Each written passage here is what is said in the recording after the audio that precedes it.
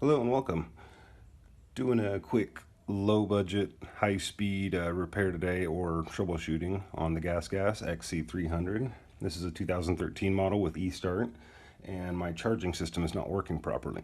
Got the bike halfway disassembled for some other maintenance anyways, so I want to get in and see what the stator looks like.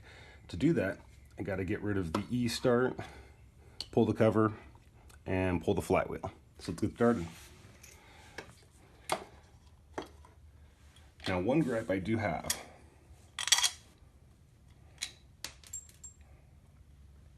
is this gasket. This gasket tears every time I remove this cover. So, when I find out what's wrong in the flywheel, get the new, stator, ignition, whatever it is I need to order on order, I will be ordering multiple gaskets because I'm tired of these things coming apart, and this is probably why the stator is failing anyways, because I do like to go play in the mud quite a bit. And this cover cracking, or the gasket cracking, it's probably let a substantial amount of water into the stator, which has probably damaged it. So anyways, let's move on.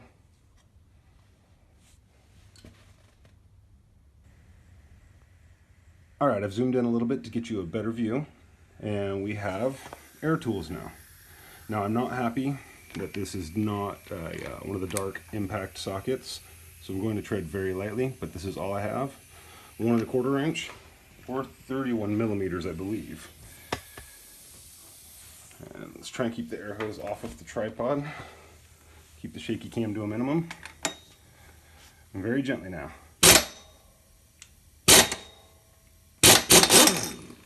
Very gently now.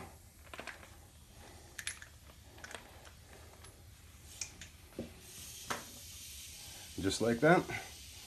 We have this bolt removed, which I believe is what holds the flywheel on. So now I could remove my ignition sprocket, as well as this washer here. We want to maintain everything as it came apart. I think I'll go set this on the bench, and we will see if I ordered the correct flywheel puller. Stay tuned. Okay. Now that we have that ignition sprocket off, let's do a little bit of shaky cam. So, if you could see in there, there's a little ring inside there. A little notch in it. Took a pick to it, does not appear to want to come out. I should also add there was a second washer right here, which I'll put on the bench with the ignition sprocket and the nut. Now if I zoom out real quick, you will notice this says Japan. This is a 2013 GasGas XC300. Is this the first flywheel? If anyone recognizes any of these part numbers, throw me a bone. We do believe the clutch on this bike works for, or is the same clutch as my friend's 2007 YZ450F. So let you get you zoomed in there, nice clear shot. Maybe I should pull this over just a hair. Oh, gotta love that shaky cam. Highly professional, huh, folks? So here's the moment of truth. Let's find out if I ordered the correct flywheel puller. This is a 27x1 left hand. Pretty shredded. Looks like this pin's pretty far out. So I'm gonna back this all the way out just to get started. Probably doing a terrible job showing you this, huh? I don't think my lighting are right. In fact, let's switch angles, shall we? All right, now we got a nice view over the top. As you can see, I've got the flywheel puller pulled apart. Let's see if this is in fact a left-hand thread model. Excellent. Because I do believe, from what I've read on GasGasWriter.org, there are some 2014s that use a right-hand thread. So if you're in this predicament like I am, do your best to figure out which part you need. And I know this is embarrassing, but I do not have, what is this, 1 1/4? Yeah, it looks like we're about 1 1/4 on the adjustable. I don't have an open-ended wrench this size. So we're gonna do it with the biggest, beefiest adjustable wrench I own. That appears to be snugly in there. So we will start to insert our pin and see if we can't get this flywheel to come out. I'm interested to see what's going on in here. I'm even more interested to find out what Japanese bike this is off of. So that's going to turn that way. Is there any way I can get this to just rest? That. Yes, I like that. I've got this resting over here on the frame, so I'm free to turn this. Now, yeah, that will move free. So we're going to take our trusty 17mm socket and gently turn this. It's probably going to require a bit of torque, but we're going to go nice and gently.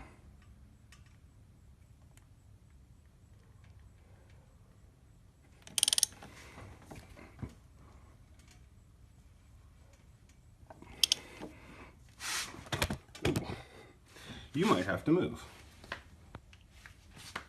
Let's try this again. We'll try and stay out of your line of sight.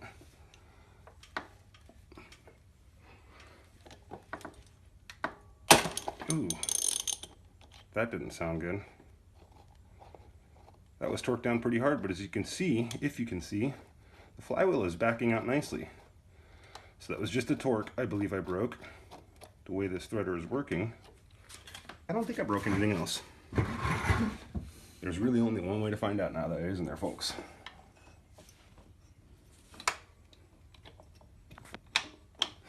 Yeah, I got it on there nice. There we go.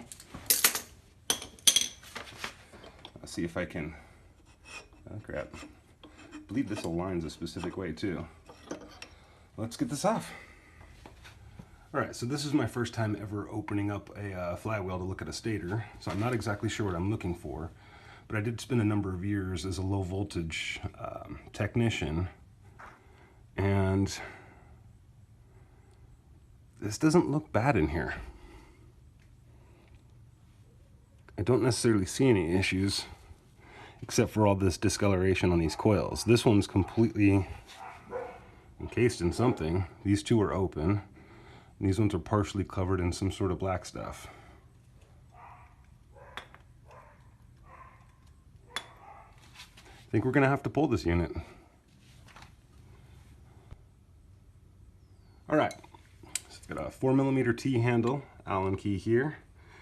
Like I said, I've never done this before, but I'm going to undo these 3 bolts on this plate and see if that doesn't allow us to remove the stator.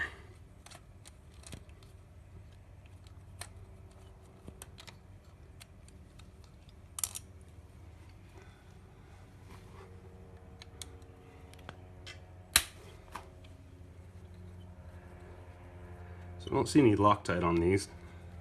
When I've never been in something before, I've never done it before, I do like to check. Look for signs of Loctite, anything that you may want to do when you're putting it back together. Now this is odd. There's another harness grommet here. I wonder if there's multiple ways to route your wiring, or if that's for maybe a non-E-start bike. I don't know, but I felt like I was going to break the T-handle there. Alright, so this whole plate's coming loose. That's a good sign.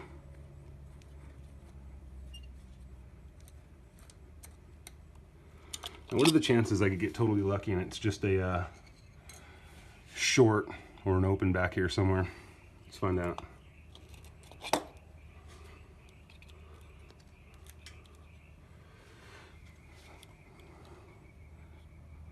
That looks pretty clean. I think I'm going to have to disconnect the entire wiring harness from the CDI. Wait.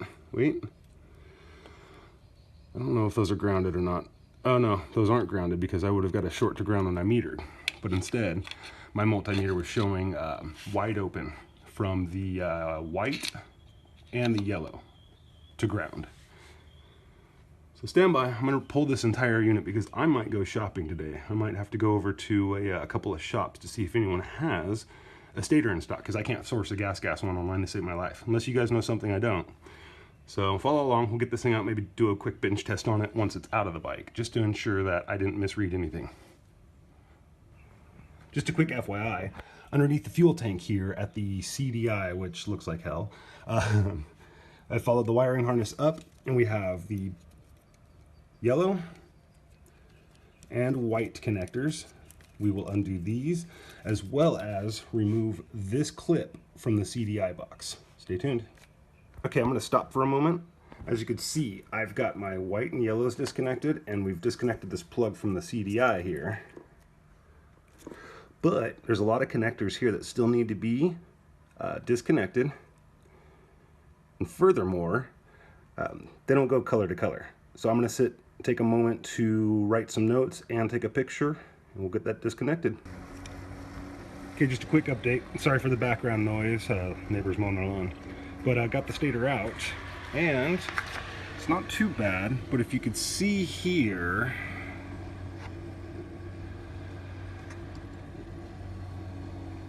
so if you can see right in here, there appears to be a broken conductor between the coils. I can't tell exactly where this came off of necessarily, but I'm gonna go on a mission this morning. That flywheel cover said Japan, so we're gonna go to our local friendly Yamakawa dealer and see if they may have something in stock to this spec. So I'll check back in later. All right, ladies and gentlemen, we are back, and look at what we have here. We have ourselves a new stator that looks an awful lot like our stator, but there's a difference.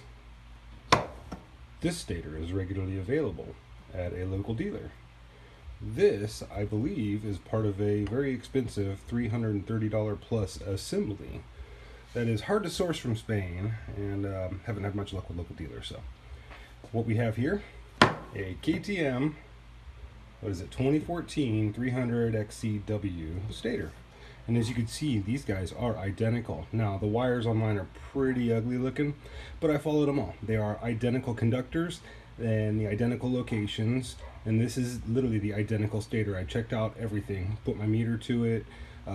Everything looks like it should, down to the last details, and you can even see that this coil over here is substantially smaller than all the rest of the coils, as well as here. You can see, I mean, everything about this is identical in every way, except the KTM wiring harness has this. This looks awesome and simple. Good for you, KTM. But your bikes are way too expensive, and I got my GasGas for way too cheap. So, plan is to make this work. Hello. And adapt this to my GasGas wiring harness. As you can see, we've got the CDI plug here. I don't even know what all these do, but I took good pictures, took good notes, except for this guy. This guy goes to the coil. I do know that. Go to another wiring harness. These two, these are the guys that caused me all this heartache to begin with. White and yellow. So, the plan is to get all this together. Now, I'm pretty pooped. I forgot I had to do some volunteer work today, so let me take a moment. Zoom out just a hair, move the tripod just a hair, so you can kind of get a better look at what we're looking at. And yes, that dude does volunteer work. I'm not gonna get anything. I'm not gonna lecture anyone or anything by any sakes or preach. But I will say, if your needs are met and most of your wants are there, then yeah, you should probably do some volunteer work. Give back to people that ain't there. I've been on both sides. I've had and I've not had. It's cool. So anyways, the original GasGas wiring harness is substantially longer than what came with the KTM. So I'm not just gonna lop off the ends here. Not to mention, this coil here, it doesn't quite reach the same way that the GasGas coil does. Excuse me, we got a low battery warning there. Appears we're still recording, so let's do this. Yes, I'm doing this on a phone. I don't want to hear about it. Oh yeah, there's also this. As you can see, the seal for the cases is quite a bit different than the GasGas seal. So my idea is to splice my harness into this new stator mounted on my plate. Pretty simple task, and I'm going to reduce this a little bit. I'm going to bring this down, and I'm thinking I'd like to solder. I mean, I could always, got all sorts of cool little connectors like this. I've had good success with these in the past. If I'm going to be using on something like a bike or a vehicle, maybe an off-road vehicle, I can shrink wrap them, so that way they don't just unplug. But this is more critical, I think. And in my experience, got quite a bit of low voltage experience, Honestly, no experience with stators, generators, AC generation. But soldering, a good solder joint is usually better electrically than any sort of crimp-on connector. And I've blown crimp-on connectors in the past, usually with high-powered pro audio or car audio. So in this instance, I'm going to minimize that and keep that to the factory connections that are supplied. GasGas put these there. I like this kind of silicone wrap that goes over these. It seems to keep the dust and the water out pretty well. We do hit mud. I do enjoy mud. But after this, I'm not sure how much mudding I will be doing. I'm going to kind of have to reevaluate, you know, how much time and money my fund's worth.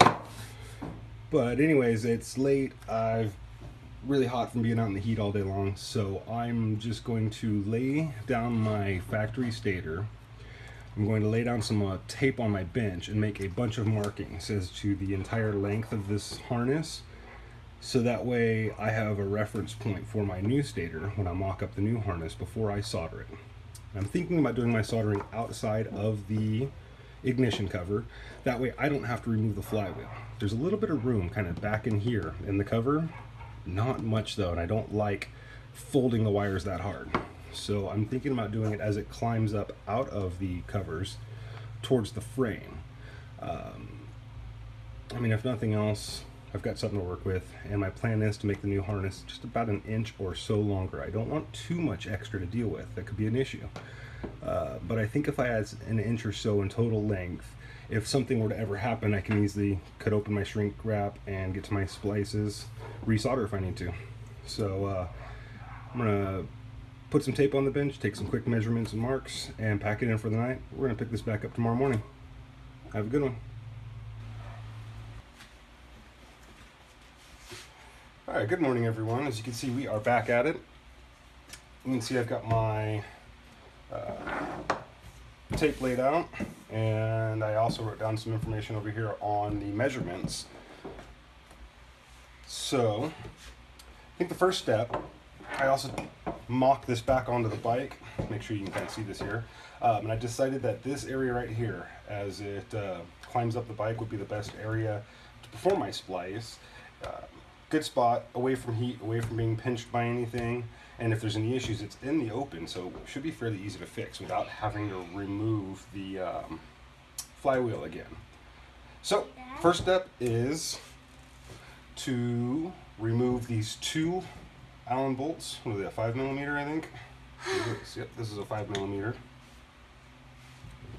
So I'll remove those. Then these two screws for this little, what is this, the impulse coil? Remove those, and we'll get the new stator mocked up and verify where I want to make all my cuts. This is going to be really boring, so we're going to pause, and we'll resume in a few once I've got the new stator mounted to my gas plate. Alright, as you can see, we are all wrapped up. The new stator is mounted on the gas plate, spliced into the wiring harness with loads of shrink wrap, and I even went back over it and sealed it with electrical tape. Nothing's getting in that harness. So let's get this thing mounted on the bike, fire it up, and check voltages. I'm pretty sure my tail light is bad, so I'm going to order a new one, but we'll see if the headlight bulb works. Stay tuned. You see, I kind of jumped ahead without you. I went ahead and reinstalled the stator with the 3 bolts that we removed. Nothing fancy or tricky here. And while I was at it, I took the opportunity to torque these bolts back down because I had a good firm mounting bracket. Don't have to worry about breaking anything. So the next step, as far as I know, is to reinstall the flywheel. So, hey, look at that. We're in business. We've got stuff turning, right? So the flywheel has fallen into its groove by all intents and purposes. In fact, let's move that up. So the groove is upright. This is upright. So now, I believe we just need to torque the flywheel back down. To do so, we'll reinstall this ignition sprocket. And because of this ignition sprocket blocks the holes that you can use with a flywheel holder, I have bought a different tool. And we're back. Got my torque wrench, check the manual, and it seems low. It shows 40 Newton meters for this flywheel nut, the ignition coil nut. But tell you what, 40 Newton meters seems awfully low. That's what, 29.5 pounds, I believe it is. It just seems low to me. I've got my torque wrench set to 30. It's not exactly the greatest, so I could be over, I could be under. But let's see if I can do this.